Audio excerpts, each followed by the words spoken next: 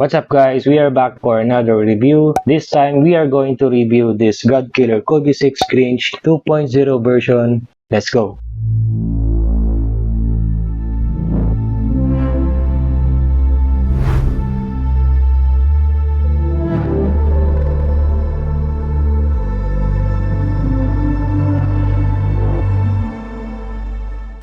God Killer, by the way, is an exclusive batch by Kiku that is produced in H12 Factory. GK is known for producing Kobe's na very close to retail ang quality. Ito din siguro yung pinaka-pricey na Kobe reps, but you get what you pay for in terms of looks and quality. First of all, madali lang ma-distinguish ang first version sa 2.0. Yung 1.0 is more on yellow gradient in color, while 2.0 is green gradient in color, which is what we want because it's more like the retail. Madami pang improvement na ginawa sa 2.0, so let's get into it. Let's start with the outsole area. This is where the major changes are done na hindi mo mapapansin because it's more on the technology department.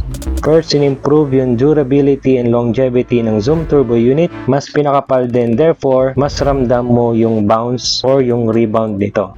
In-adjust din nila yung mounting slot, mas malalim and mas pasok na sa size ng Zoom Turbo unit. Sa outsole rubber naman, nag-add sila ng black speckles and sabi sa website, it is for the improvement ng traction or grip performance.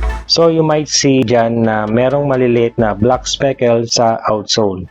Sa madaling sabi guys, 2.0 is a much improved on the performance aspect and mas ramdam mo yung Zoom Turbo unit. They also made an improvement sa looks, specifically sa shape, color, and lining ng scale. Explain ko lang as simple as possible because a lot of you guys are a bit confused sa changes sa scales. First, yung shapes ng scale are more 3-dimensional, meaning mas defined.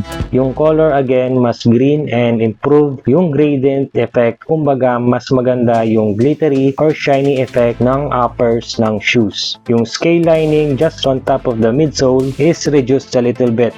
Simple lang to guys, binawasan lang yung scale lining and to help you understand, ito po yung comparison ng 1.0 and 2.0.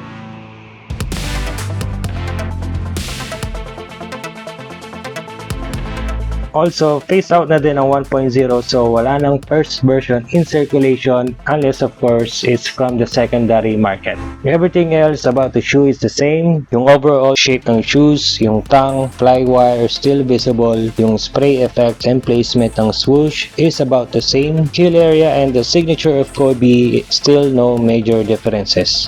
So basically, this 2.0 is definitely an upgrade and worth it, especially when it comes to looks and improvements sa materials. Hopefully, this video helps you in deciding to get the 2.0.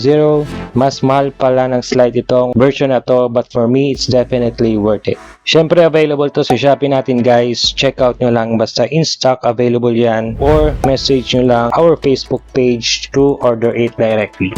Thank you guys for watching. See you sa next video because we will review and upload more soon. Peace out.